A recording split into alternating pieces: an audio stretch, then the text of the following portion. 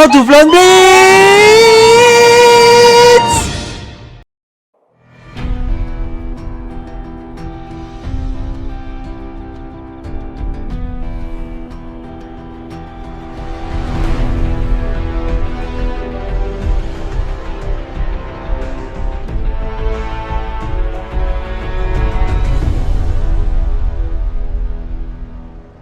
Hello everyone, Pantoufleee here today, and we are about to review the characteristics of the upcoming Tier 10 Japanese tank destroyer, the Ori. And if you like this small little footage, it came from Bob Dickinson channel, who gave me the permission to use it, so feel free to subscribe to his channel, the link is in the description.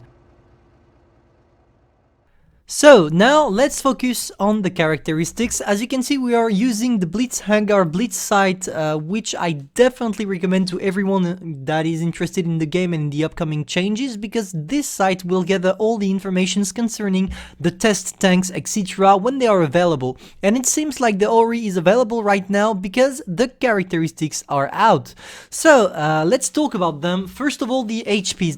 That's weird because you don't have that much HPs. It looks like you're gonna have the same HPs as a grill, maybe a bit more because you are at 1855 with a pretty good view range, as you can see, 273.8 meters, because I'm using the improved optics. If I put the camo, it dropped off, but you still have one of the best view range at tier 10 for a tank destroyer.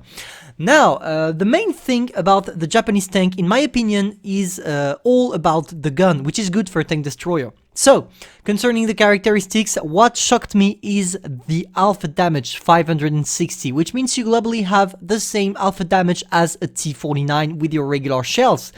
Of course, you have a better penetration, 310, which makes it even better to play, but it makes you have a really huge DPM, nearly 3.3k, maybe because if you have a lower alpha damage than the rest of the tank destroyers, it's probably because you reload faster. So, as always, we have on the Japanese the AP Plus as the premium shell, which is basically an AP with more penetration, that's all. And it gives you 380 millimeters of penetration. It's huge, it's definitely huge. And it's not making you lose too much firepower. As you can see, when we go from the regular shells to the premium shells, we only lose 15 alpha damage, which means you can play this tank full gold without seeing the 50% of alpha damage you have on the gold shells, which makes it, I would not say better, but for every kind of gold spammer or premium shell spammer, that's a great news. And finally, for the HEs, with the HEs you have the regular 640 alpha damage, the same as pretty much every TDs on their regular, and you have still a good penetration, 85. So that was it for the firepower. Maybe we can talk about the reload time, which is 10.2 seconds. It's gonna be amazing because it makes it the best reload time of all the huge caliber TDs at tier 10, except maybe for the Badger, but the Badger it's different because it doesn't have an alpha above 500 damage.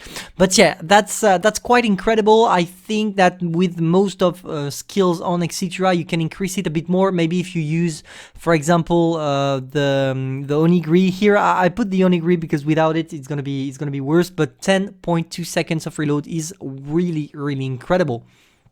Also, we can talk about the dispersion.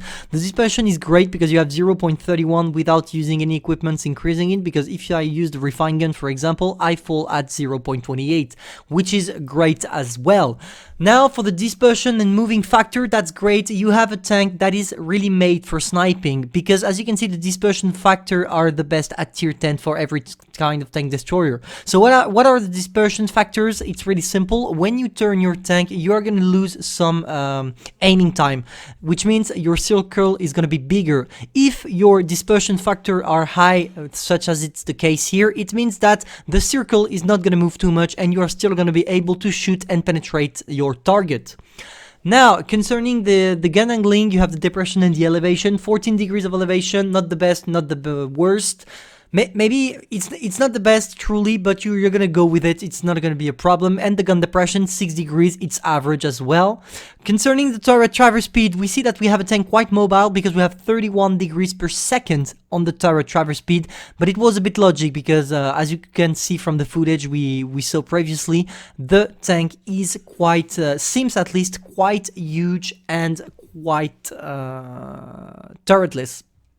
So now for the mobility, that's what shocked me as well, because you seem to have the same mobility as the Object 263. Forward you go to 50 kilometers per hour.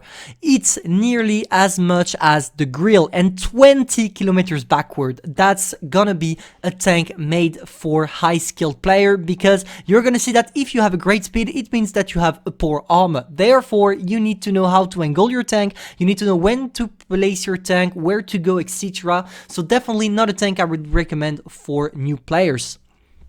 And yeah, concerning the speed, it goes along with the traverse speed, which is one of the greatest at tier 10 for TDs, for example 38.27 on high terrain, etc. And yeah, that's all we have to say about the tank. So if we take a look at the characteristics, except the armor, we have three main things. We have a special gun, because this gun with premium shells will not make you lose too much DPM. You also have a great mobility and a great great gun. Oh fuck, I forgot what I was about to say.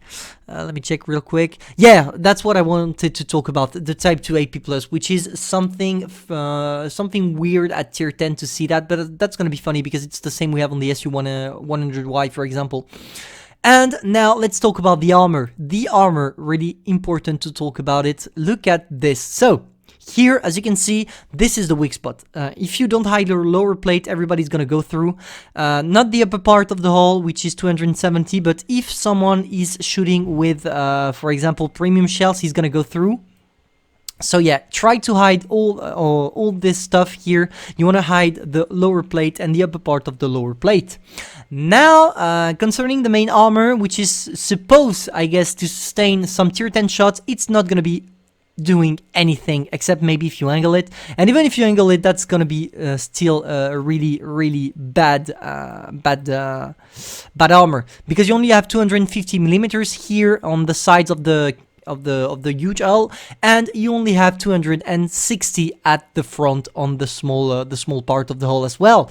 And you still have a weak spot here, as you can see, 200 millimeters. So even if you angle it, I think everybody can go through. Yeah, this is gonna be a weak spot. I don't know if Wargaming is gonna remove it or make it not to be a weak spot, because I don't think the tank needs any weak spots at the moment, because it already has a weak armor. That explains its great mobility. Concerning the sides, that's gonna be a HE shell fest. As you can see, 95 millimeters of armor, so FV183, get ready, because the hash is gonna rain on this tank. And for the rear, 60 millimeters, that's the same, full HE you're gonna go through. So, if we sum up, we have an original gun for a tank destroyer, a great mobility, but no armor. And yeah, that mobility makes it, I think, we will have to wait for the tank to be released, because it's only super test statistics, so it's always subject to change. But if they keep going this way with this tank, it's gonna be a tank I would recommend only to pro players, because it's gonna have the same playstyle as the 263, and if you give a noob a 263, he's not gonna do anything with it despite camping. So that's all I have to say for today concerning this tank. I hope you enjoyed. If you have any further questions on the tank that I didn't answer here, feel free to ask me in the comments, and tell me if you're excited about this tank, and if you thought the tank would be like this, or if it would be something like the Yak Panther E100, because when Wargaming announced that this tank would look like the Yak Panther E100, maybe everyone expected it to have the same playstyle, but if we see the mobility, it's definitely not gonna have the same playstyle as the Yak Panther E100. Anyway, hope you enjoyed the little preview. Thank you all for watching. Don't forget, you're not here to be better, but to be the best. Pantoufleee over.